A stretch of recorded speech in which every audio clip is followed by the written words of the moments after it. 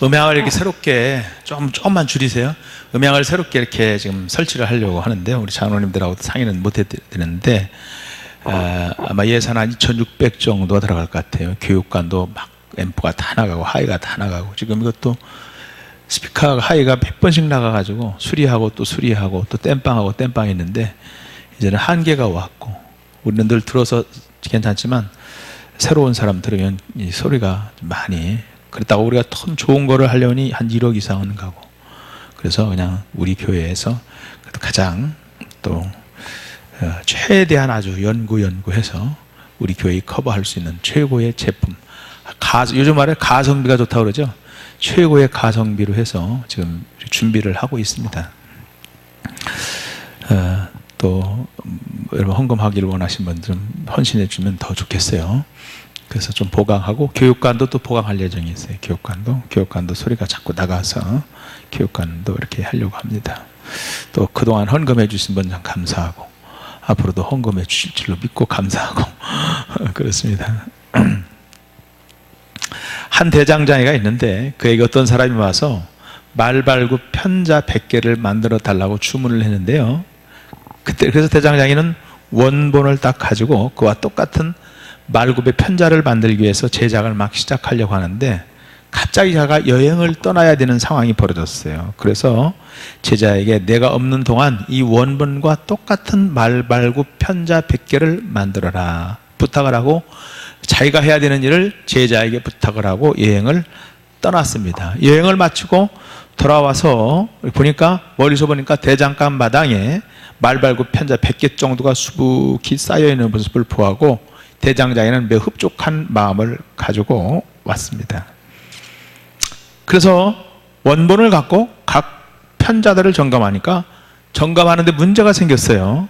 어떤 것은 납품이 가능한 완성품이지만 전혀 다른 것들이에요. 그러니까 원본하고는 다 달라져 있어요. 그래서 조금씩 다 맞질 않아요. 원본하고는.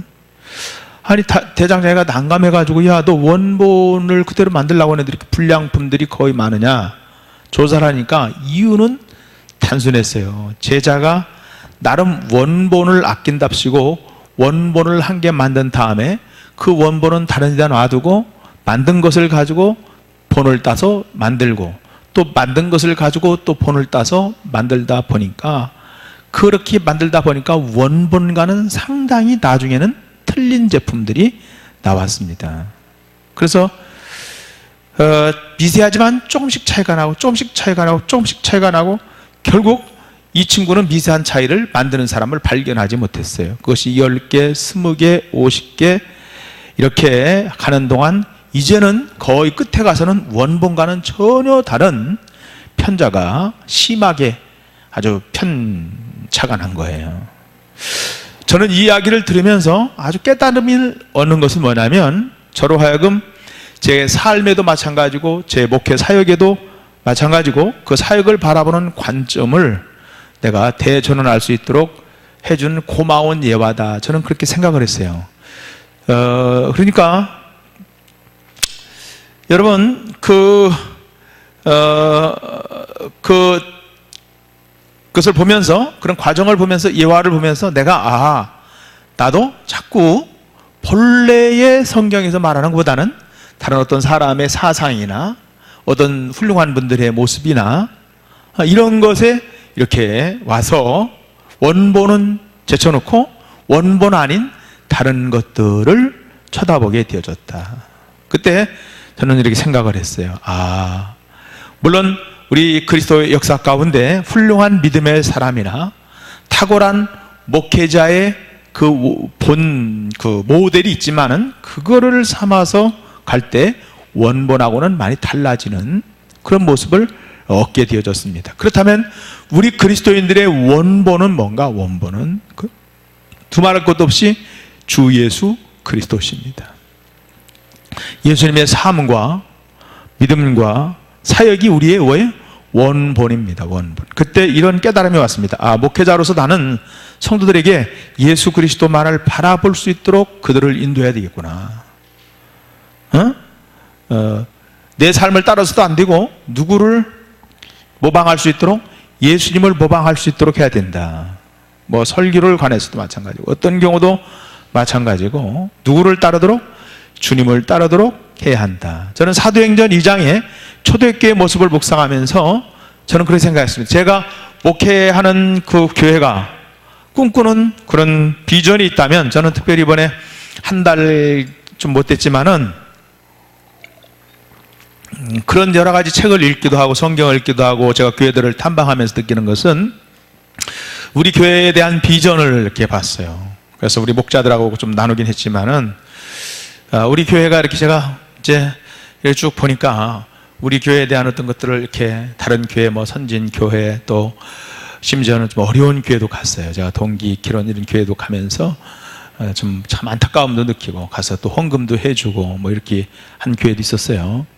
그래서 제가 이렇게 보면서 또 하다 보니까 정보가 제주도에도 일주일 갔다 왔어요. 제가요. 제주도에도요.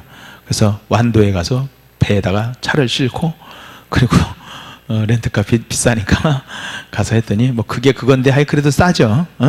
가서 배를 타고 가서 방주 교회를 갔는데 방주 교회를 가니까 제주도에 방주 교회는 관광 그런 명소더라고요. 관광 명소. 산속에다 교회를 졌어요. 근데 그 유명한 세계적인 건축가가 이거 좀 띄워봐요. 방송실 제주도 방주교회 좀 띄워봐요. 졸고 있지 말고 다 알고 있어요. 제주도 방주교회 띄워봐요. 제주도 방주교회.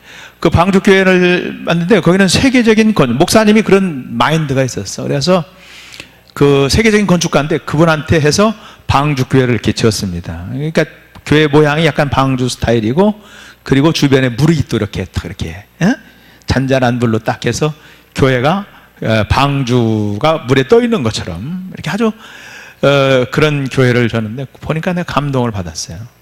가서 보니까 교인 수가 제가 볼 때는 150에서 한 200명쯤 되는데 제가 예배도 참석했거든요. 참석해서 이렇게 보니까 관광객이 많잖아요. 이 제주도는 특성상. 그리고 주일날도 교인들이 있겠어요? 주일날 교회 놀러 갈까 안 놀러 갈까? 말 못하겠어요? 놀러 갑니다.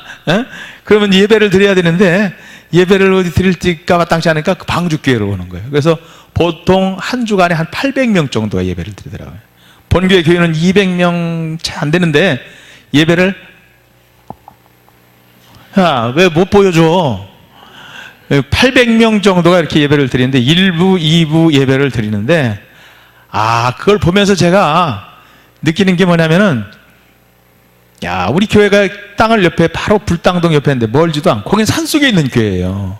얼마나 관광객들이 그러니까 교회 예배를 드리려고 오는 교인들은 별로 없고 그래야 800명이고 한 주에 구경 오는 사람들이 많아요. 얼마나 사람들이 많이 오는지 앞에 커피숍이 있더라고요. 커피숍 운영하는데 그 커피숍이 교회에서 다 운영하는 줄 알았어요. 교회에서 운영하는 게 아니고 일반 업자가 와서 사람들이 많이 오니까 주차장을 하고 물론 약간의 떨어진 곳에 또 다른 관광도 있어서 하지만은 그거를 보면서 그렇게 교회를 지니까 요즘은 전도하기가 쉽지 않잖아요. 그죠? 예수 믿으세요. 그렇게 참 전도하면 쉽지가 않고 또 그거에 대해서 또 고반응도 많은데 교회를 사람들이 찾아올 수 있도록 건물이 전도할 수 있도록 이것도 하나의 이 시대를 향한 하나님의 전도 방법이잖아요. 그래서 저는 우리 교회 땅이 산 밑에 있고 참 좋은 위치에 있고 또 도시에서도 가깝고 그래서 그런 꿈을 가지고 갔어요. 그래서 목사님한테 구체적으로 제가 건축가 이름은 제가 알고 있는데요. 그 건축가가 아주 유명한데 그 교회 때문에 제주도에 그 건축가한테 의뢰해서 건축하는 건축도 있더라고요. 다른 일반 건물인데 그 건축가한테. 근데 목사님이 마침 그 다음날 월요일날 성지순례를 떠나더라고요. 그래서 그 목사님하고는 다음 기회에 시간 있을 때 제가 이렇게 도움을 요청하기로 해서 우리 교회 앞으로 교회가 성전을 지을 때 불신자가 구경 올 수 있는 교회를 지어야겠다. 돈을 많이 들고 화려하고 뭐 대리석으로 그런 게 아니라 우리가 그렇다고 해서 세계적인 건축가를 빌려가지고 우리가 건축을 할 수는 없지만 이미테이션을 할 수 있잖아요. 흉내를 내서 우리끼리 저렴하게 잘 만들 수 있어요. 세상은 어차피 모방입니다. 알았죠?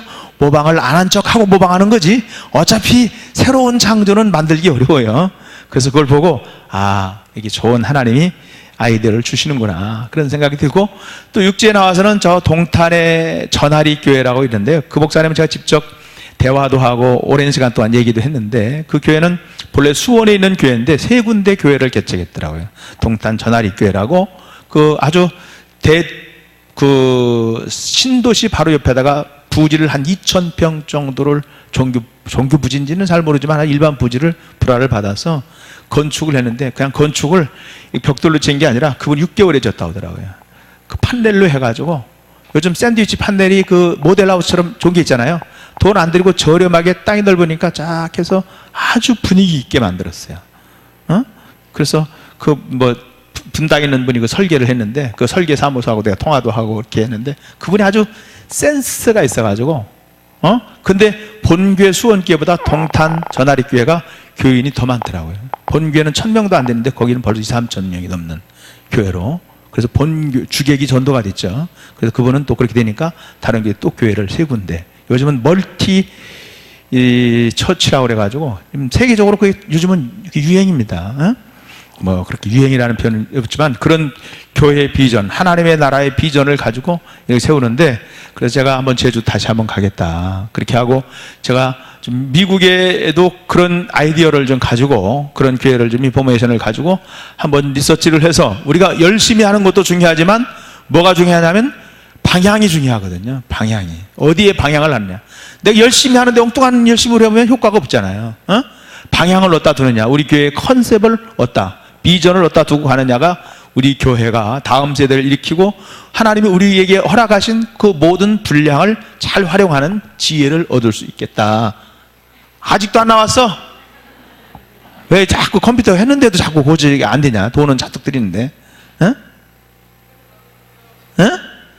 인터넷이 안 된다고. 왜 갑자기 인터넷이 안 되냐? 들어올 때까지 인터넷 했는데. 하여간 이따가 핸드폰으로 제주 방주교회 찾아보세요. 동탄 전하리교회 찾아보시면 됩니다. 아셨죠? 동탄 전하리교회는 목사님이 또 제가 이제 여담인데, 이제 저보다 한 5살 정도 위더라고, 연배가. 그러신데, 사모님이 또 돌아가셨어요. 그래가지고 새장가를 들으셨더라고. 그래서 얼굴이 아주 반짝반짝 하시더라고. 그래서 그러시더라고요. 그래서 아주 그 사람이 좋으셔서, 그 조 목사님이신데, 조학원 목사님. 학원이 있지, 우리도. 그지? 네, 학원이 있지. 그 생각이 딱 들더라고요. 이름이 갑자기 생각이 나네. 그래서 이 안에도 돈을 안 들였어요. 최대한 돈을 안 들였어. 그래서 이렇게 이런 벽에도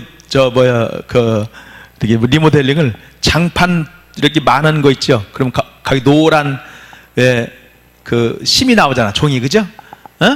골판지 같은 거 심이 나오잖아요. 그거를 길게 주문해가지고 세워서 이렇게 딱 세워가지고 이를 인테리어를 싸겠더라고요.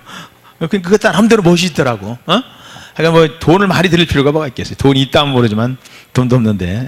저는 그래서 우리 교회를 그런 불신자가 찾아오고 싶고, 불신자가 저녁에도 놀러 갈 데 없을 때 차 한 잔도 마시고 쉴 수 있고 구경 올 수 있는 교회를 만들어야 된다.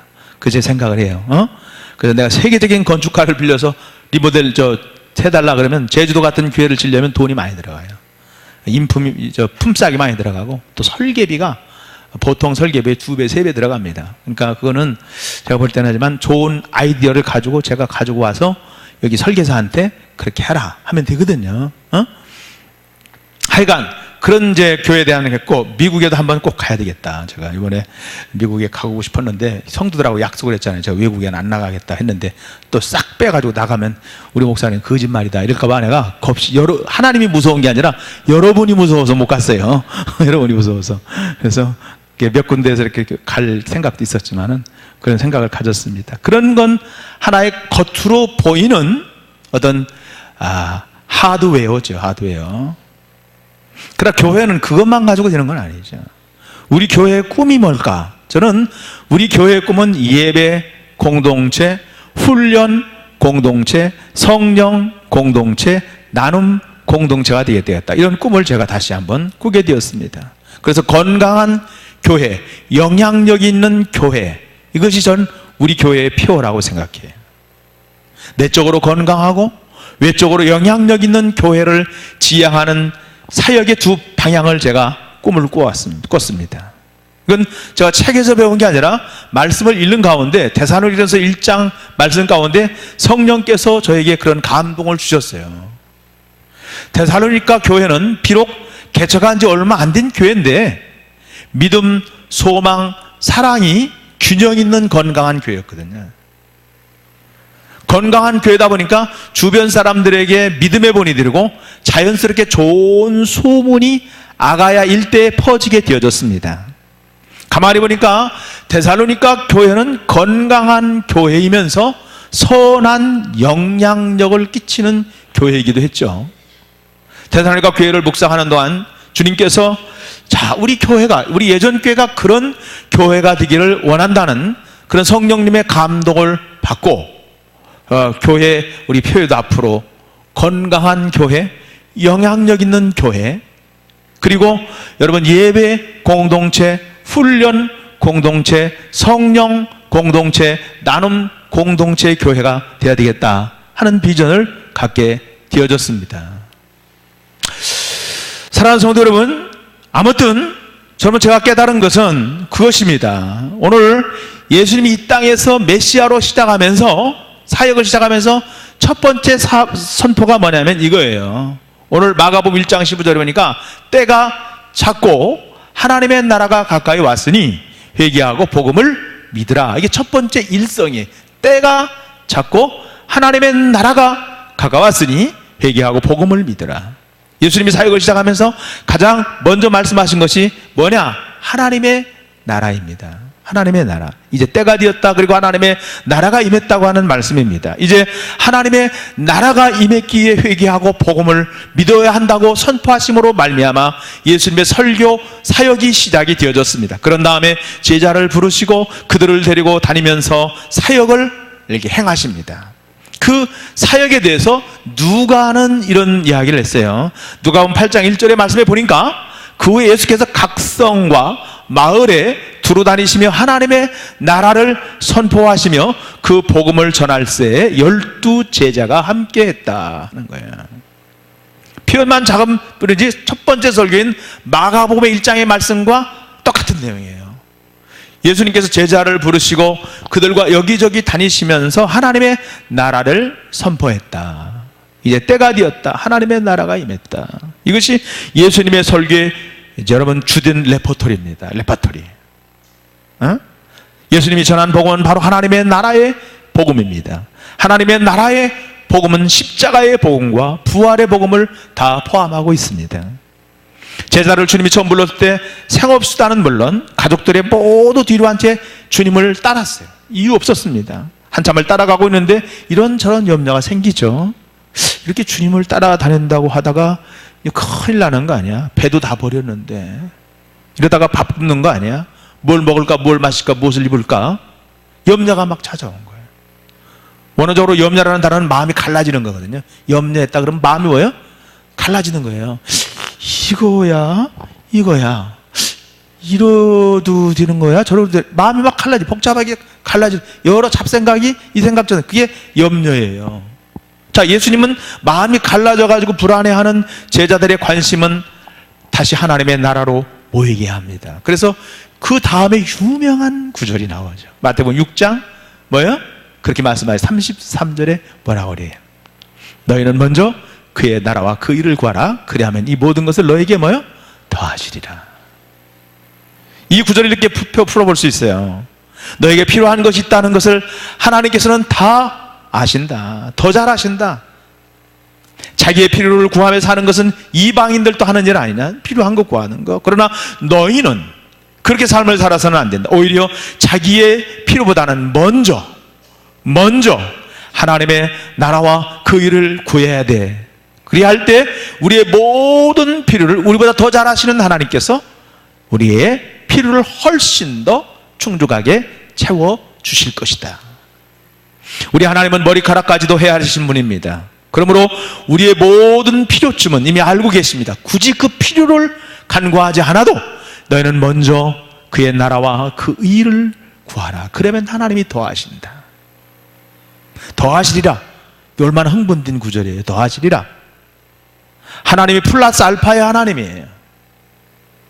그런데 이 모든 것의 전제는 먼저 하나님의 나라와 그분의 의를 여러분 구하는 것이 순서입니다. 순서가 중요해요. 마태복음에서는 하나님의 나라와 하나님의 의가 따로 말씀되지만 누가복음에서는 하나님의 나라와 하나님의 의를 한 개념으로 묶어버립니다. 누가복음 10장 31절에 보니까 다만 너희는 그의 나라를 구하라. 그리하면 이런 것들을 너에게 더하시리라. 이렇게 표현합니다.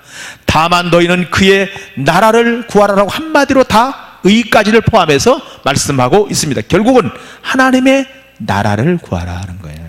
그러면 이 모든 것을 우리에게 더하신다 하는 것이 주의 약속인데요. 자, 예수님이 제자들이 마음이 흩어지고 염려가 생기고 뭘 마실까, 뭘 먹을까, 무엇을 입을까 걱정하고 있을 때 하나님의 나라라는 개념으로 그들의 마음을 하나로 묶어버렸습니다. 마찬가지로 주님은 지금도 우리의 마음이 흐트러져 있을 때 하나님의 나라로 우리의 마음을 불러 모으십니다. 어느 날 한 제자가 열심히 기도를 마치고 일어나시는 예수님께 자신들에게도 기도를 가르쳐 달라고 부탁을 합니다. 주님, 우리에게도 기도를 가르쳐 주세요. 그랬더니 누가복음 11장 그 1절의 말씀 보니까 이렇게 말씀합니다. 예수께서 한 곳에서 기도하시고 마치심에 제자 중 하나가 여짜오되 주여 요한이 자기 제자에게 기도를 가르친 것 같이 우리에게도, 요한은 침례 요한입니다. 우리에게도 기도를 좀 가르쳐 주세요. 기도를 가르쳐 달라고 부탁을 받은 예수님은 기도를 할 때 가장 중요한 세 가지를 한꺼번에 가르쳐 줍니다. 첫 번째가 뭐냐면 무엇을 기도할 것인가, what to pray, 뭘 기도할 거냐. 기도의 내용으로 구체적으로 주기도문을 가르쳐 주시죠. 주기도문, 주님의 기도. 주기도문의 중요한 건 가장 모범적인 기도입니다.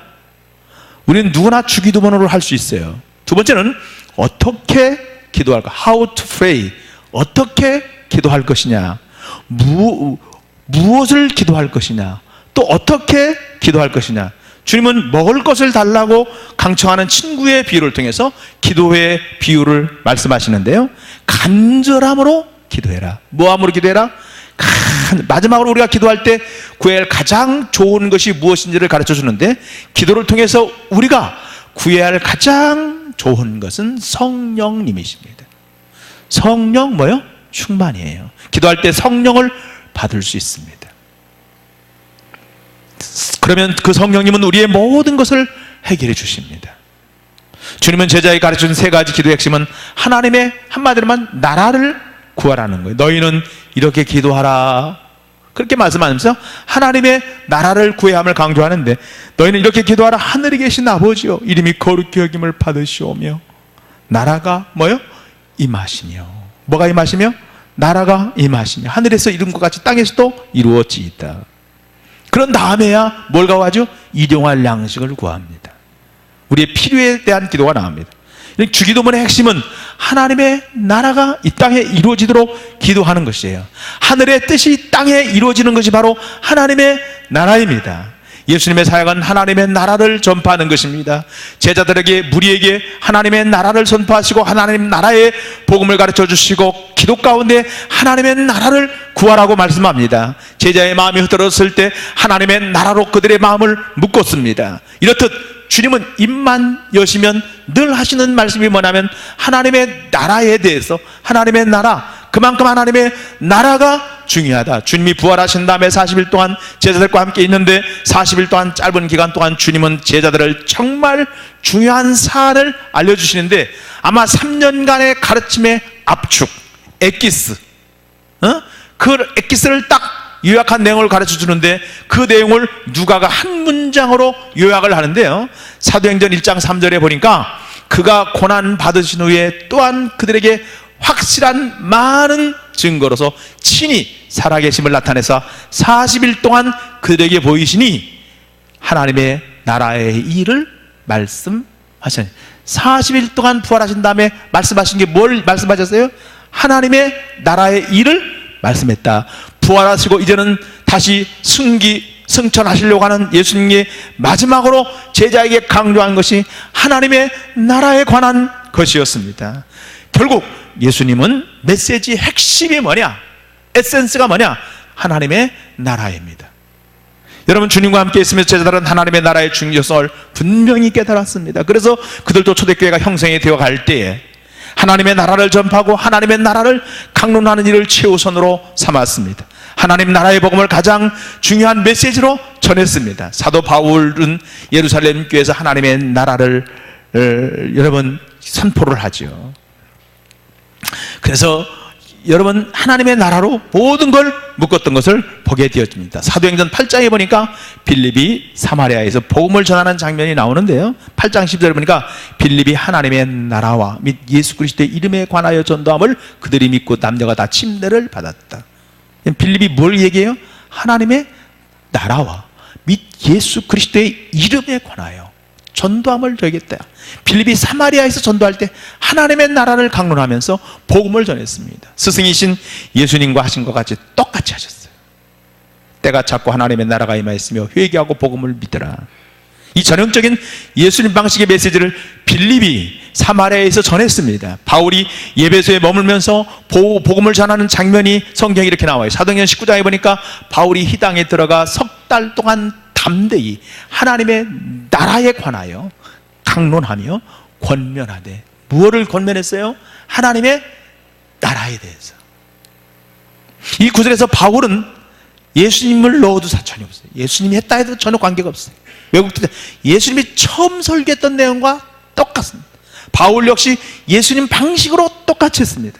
그 역시 시당에서 하나님의 나라를 강조하고 권면했습니다. 뭘 권면했을까? 예수님처럼 사람들에게 회개하고 복음을 믿으라 권면했겠죠.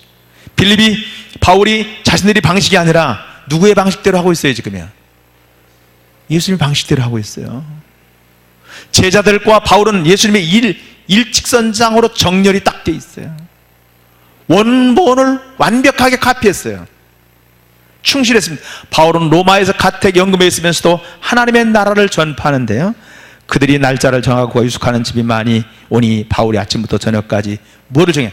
하나님의 나라를 증언하고 모세와 율법과 선지자의 말을 하고 예수에 대하여 권면하였더라. 사도행전 28장의 말씀이에요. 이 역시 예수님의 처음 설교와 똑같았어요. 바울은 하나님의 나라를 강론한 다음에 예수님이 대해서 무엇을 권면했을까? 회개하고 복음을 믿으라는 거예요. 바울은 모든 영적인 세포 속에 누가 들어가 있느냐? 예수 그리스도가 새겨져 있기 때문에 어떤 일을 해도 누구 닮는 거예요? 예수님 닮는 거예요. 사랑하는 여러분, 자, 이 중요한 얘기를 하는데 눈을 뜨세요. 그리고 날 봐요. 누구를 다 카피해야 돼요? 우리는요, 완벽하게 예수님 카피해야 돼요.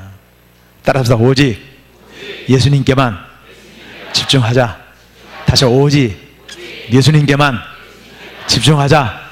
한 번만 더, 오직 예수님께만 집중하자. 할렐루야, 할렐루야. 그래서 제가 깨달았어요. 더 설교 때 오직 누구만 붙들어야 되냐? 예수 그리스도에 붙들어야 되겠다. 바울처럼 빌립처럼 예수님과 일직선상에서 하나님의 나라를 선포해야 되겠다는 결심이 저도 섰어요. 나 자연인이 아니라 예수의 말씀을 전하는 대언자로서 강단했을 때 내가 예수님 말씀하신 그대로 그 맥을 결심해야 되겠다. 그래서 지금 제가 9월달 늘 예수님 이야기하는 거예요. 예수님 사랑 이야기, 능력 이야기, 예수님 마음 이야기. 사랑하는 성도 여러분, 오늘 우리가 하나님의 나라를 붙들고 예수님을 붙드는 저와 여러분 되기를 주님의 이름으로 간절히 축원합니다. 축원합니다. 우리 교회가 아까 제주 방족교회를 이야기하고 전하리 교회를 이야기하고 우리 교회 앞으로 남겨야 될 어떤 그런 하드웨어를 우리가 소중히 여겨야 됩니다. 그것도 무시 못할 거예요. 다음 세대를 준비하는 우리 교회가 되기 위해서 그런 것도 중요하지만 우리 교회의 복음의 핵심이 뭐냐? 핵심이 하나님의 나라입니다. 그렇다면 구체적으로 하나님의 나라라고 하는 것은 구체적으로 어떤 의미를 담고 있을까? 우리가 하나님의 나라를 구하는 삶은 도대체 무엇일까? 하나님의 나라가 얼만큼 이루어져야 무엇으로 그 하나님의 나라가 이루어졌다고 평가할 수 있을까? 마태복음 6장의 예수님의 말씀에 보니까 먼저 하나님의 나라를 구하라고 촉구했던 대상은 생판, 믿음이 없는 사람한테 얘기한 게 아니에요. 이미 모든 것을 버려두고 주님을 따르는 누구에게 부탁한 거예요? 제자에게 부탁한 거예요. 불신자에게 부탁한 거 아닙니다. 맥락에서 이 말씀을 믿는 자들의 삶의 모든 영역에서 하나님의 나라의 주권을 인정하고, 하나님의 나라가 뭐예요? 하나님이 다스리는 통치 아닙니까? 그게 하나님의 나라예요. 하나님의 통치를 받으라는 거예요. 하나님의 나라에 들어가는 핵심 개념이 뭐냐? 그게 통치입니다. 하나님 나라의 가장 중요한 건 뭐예요? 통치입니다. 대한민국이라는 나라는요, 뭐냐면 대한민국의 주권이 이루는 통치가 이루어지는 거예요. 이게 대한민국 땅입니다. 그죠? 대한민국이라는 나라입니다. 대한민국을 벗어나면 우리가 뭐예요? 여권을 가지고 나가야 돼요.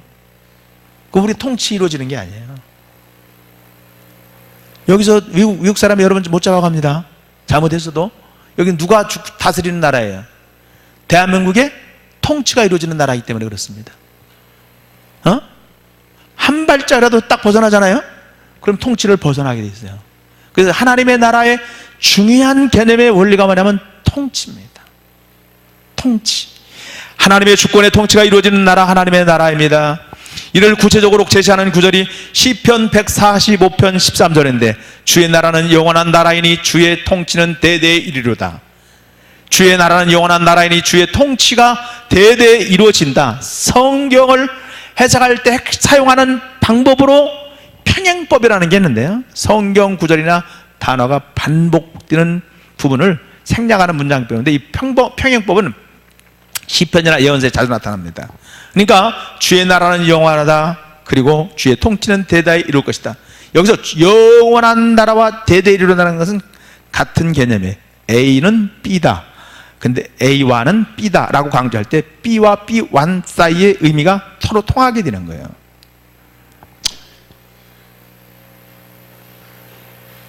A는 B인데 A와는 B다, 그러면 B는 B1도 된다는 거예요. B1이 생략됐다는 거예요. 칠판을 가지고 설명을 해야 되는데. 그러니까 시편 149편 13절은 주의 나라와 주의 통치는 같은 게, 주의 나라, 주의 통치 똑같다. 그 얘기 하려고 하는 거예요. 어려운 거 아닙니다. 이 구절에서 예배할 때 하나님의 나라는 하나님의 축복의 통치가 이루어지는 거예요. 통치가. 그래서 하나님의 나라를 구하라. 그럴 때는 내 삶 모든 영역에서 누가 통치해야 돼? 하나님의 축복의 통치가 이루어져야 돼.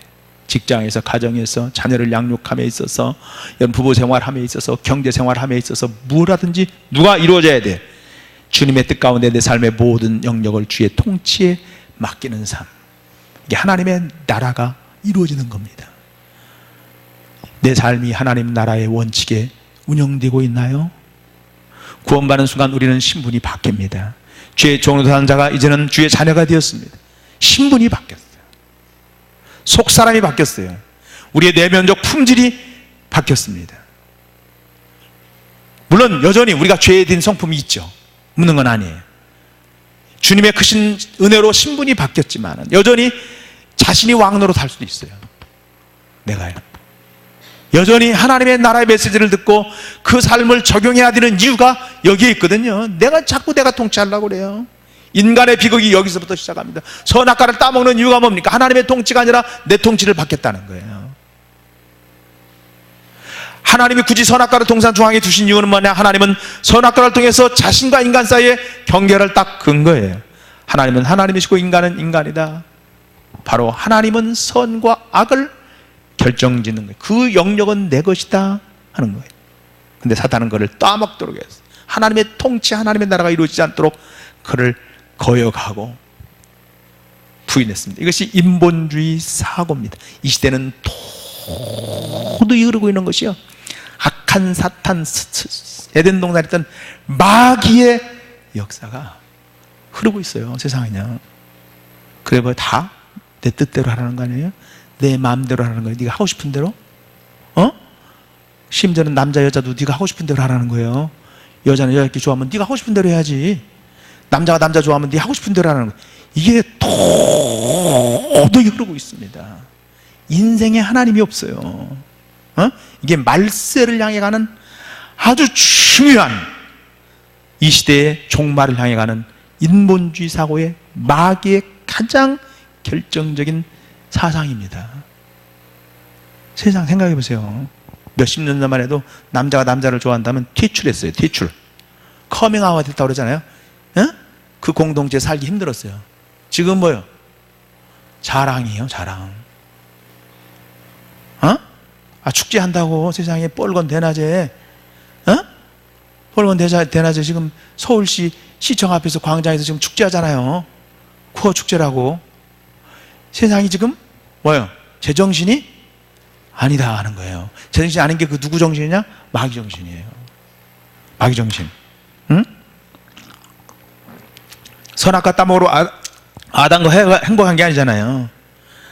자기 결정권을 지님으로 복된 삶이 되었습니까? 절대로 정령 죽으래. 영적으로 죽어버렸어요. 이 땅에 괴로움과 고통이 찾아왔습니다. 하나님이 창조해 주신 우리의 세상은 아름다운 세상이었어요. 그런데 그 아름다운 세상에서 아름답게 복되게 살 수 있는데 아담과 하와를 통해서 죄악이 들어옴으로 말미암아 이 땅에 부조리와 고통과 괴로움이 불안전한 세상이 되어지고 말았습니다. 이 같은 비극적인 프로세스가 우리의 삶에도 그대로 적용될 수 있어요. 지금 이 시대의 인간들도 그대로 끊임없이 하나님을 창조주를 부인하고 스스로 왕노릇하려고 합니다. 그때 우리는 우리의 삶에는 창세기 3장에 나오는 패턴하고 똑같이 결국 동일하게 멸망합니다. 우리도 정령 죽을 것입니다. 우리의 개인의 인생은 망가지게 될 것입니다. 가정은 파괴되고 교회는 분열이 되며 민족은 망하고 이 땅의 최후의 심판으로 치닫게 됩니다. 인본주의 사고를 기본으로 하는 모든 영역에는 여러분 당장은 자유할 것 같고 잘 되는 것 같지만은 결국은 망가질 수밖에 없습니다. 그러나 결국은 아무리 용을 써도 이 땅은 끊임없이 진보에 대한 낙관론이 팽배했어요. 인간 이성의 승리가 딱 생각을 합니다. 여러분 왕노릇하는 데서 이번에도 뭐 내가 그건 했는데 잘 들어보진 않았지만 내가 언뜻 듣기로는 그 중소기업 그 장관 후보자가 창조론을 이야기하고 신앙 이야기해가지고 낙마됐잖아요. 싫은 거예요 세상은요. 우리가 기억할 것은 꼭 기억하십시오. 주 예수 그리스도는 내 인생의 구주시며 왕 중에 왕이시며 우리를 통치하는 분이라는 사실을 분명히 고백하고 하나님의 나라가 하나님의 통치가 이 땅에서 회복이 되고 여러분 가정에서 회복이 되고 여러분 개인에서 회복이 되는 역사가 임하기를 주님의 이름으로 간절히 축원합니다. 아멘. 하나님의 나라가 커져야지. 쪼그라들으면 안 돼요. 쪼그라들어. 뭐 신앙생활을 내 편한 대로 한다? 지 마음대로 하는 거지. 자기 마음대로 인본주의 신앙생활 하는 거죠. 우리 삶에는 시간과 물질과 재능 여러 가지 영역이 있습니다. 각 영역에서 주님의 통치가 제대로 이루어지고 있는가? 물질의 통치가 이루어지는 게 뭐 11조 아닙니까? 시간의 통치가 이루어지는 게 뭐예요? 주일 성수 아니에요? 하나님이 나에게 주신 생명이 주신 통치가 뭐예요? 주님을 위해서 헌신하는 거 아니에요? 여러분 내 물질과 내 재능의 주인이 누구예요? 그 물질과 재능을 누가 통치하고 있습니까? 내가 통치합니까? 하나님이 통치합니까? 어떤 사람은 대부분 영역에서 하나님의 통치를 인정하면서 특정한 영역은 절대로 난 인정할 수 없다. 그런 분도 있어요. 특별히 전문가 가운데 그런 사람 많습니다. 이렇게 말하는 사람이 있어요. 하나님 알겠어요. 모든 거 인정합니다. 하나님 뜻대로 하겠습니다. 그러나 제 시간만큼 터치하지 마세요. 시간은 제가 알아서 쓰겠습니다. 이 사람은 아무리 하나님께 헌신하는 인생을 산다 하더라도 시간의 영역에서는 자기가 왕이에요. 하나님 됐어요. 다 하겠습니다. 그러나 제 지갑은 절대 손 내지 마세요. 물질은 제 거니까. 돈 문제로 저와 따지지 마세요. 이런 사람이 있어요. 이루어지지 않는 거예요. 최소량의 법칙이라는 게 있는데요. 생물체의 생장은 필요한 성분 가운데 최소량이 공급되는 양분에만 의존한다는 법칙이에요. 다른 것이 아무리 풍족해도 필요한 최소량이 없으면 생물은 죽을 수 있다는 거. 우리도 마찬가지예요. 영적 세계도 마찬가지입니다. 최소량의 법칙 적용합니다. 하나님의 통치를 받아들이지 않은 영역, 영적으로 말하자면 죽어있는 그 영역으로 인해서 전체가 망합니다. 아무것도 아닌 것 같지만은 다른 부분에서 하나님의 통치를 인정한다고 해도 망할 수가 있어요. 참으로 두려운 일이 아닙니다. 하나님의 추상과 같은 말씀을 들어야 됩니다. 절대 변개. 너 따먹으면 정령 죽는다. 반드시 그렇게 된다. 여러분 기억하시기 바랍니다. 내가 하나님의 통치를 거부하고 하나님의 나라를 거부하는 순간 우리는 죽게 되어 있어요. 멸망하게 되어 있습니다. 느헤미야서를 보면 예루살렘에 돌아온 이스라엘 백성들은 성벽을 재건하면서 성문을 타는 일을 하는데 외적인 보수를 다 마친 다음에 그 후에 제일 먼저 한 일이 뭐냐면은 영적 부흥 가운데 하나가 뭐냐면 철저히 회개를 합니다. 회개를 했습니다. 그래서 그들이 이방인과 절교합니다. 안식일을 지킵니다. 이 두 가지. 세 번째는 성전세와 11조를 내게 됩니다. 그래서 하나님의 통치를, 하나님의 나라가 이루어지도록 합니다. 여러분 오늘 사랑하는 성도 여러분, 우리가 모든 물질의 영역이든 재능의 영역이든 시간의 영역이든 간에 하나님의 절대 주권을 인정하면서 여러분 하나님 앞에 하나님의 나라를 통치하기를 원합니다. 그렇게 기도할 수 있기를 주님의 이름으로 간절히 축원합니다. 여러분 이것이 사는 길이요, 이것이 승리하는 길이요, 이것이 우리 교회가 꿈꾸는 일인 줄로 믿습니다. 우리 하나님의 나라를 구할 수 있기를 간절히 축원합니다. 하나님의 나라를 구할 수 있기를 축원합니다. 아멘. 여러분 이것을 이루지 못하면 그 사람이 겉으로 볼 때 잘하는 것 같지만 우리는 그 하나님의 통치를 잃어버리고 우리는 비극적인 인생을 살아갑니다. 예수를 믿는다고 하면서 여러분 우리의 삶은 이 땅에서 결정되지는 않았습니다. 우리의 인생이 끝났을 때 새롭고 영원한 삶이 천국에서 이루어질 것이에요. 거기는 우리의 믿음의 사람들이 기쁘고 즐겁게 살 것입니다. 이것이 바로 우리의 소망입니다. 하나님의 나라는 이 땅에서 사는 우리의 소망입니다. 그래서 이 땅에서 하나님의 나라를 구하며 하나님 나라를 확장하며 나의 모든 자원을 쏟았어. 삶을 사는 것이 우리 인생의 수지 맞는 투자예요. 마지막으로 여러분 하나님의 나라 변치 않는 것, 이것이 우리 교회의 소망, 우리 모두의 소망이기 때문에 그렇습니다. 이 소망을 다시 한번 저도 붙잡고 여러분도 붙잡는 우리 예전교회 모든 성도들이 되기를 예수님의 이름으로 축복합니다. 축복합니다. 제가 설교 준비는요 1시간을 더 해야 돼요. 1시간을 더 해야 되는데 우리 성도님들은 지혜와 또 받아들이는 게 뛰어나서 오늘 여기까지 딱 제가 끊었어요.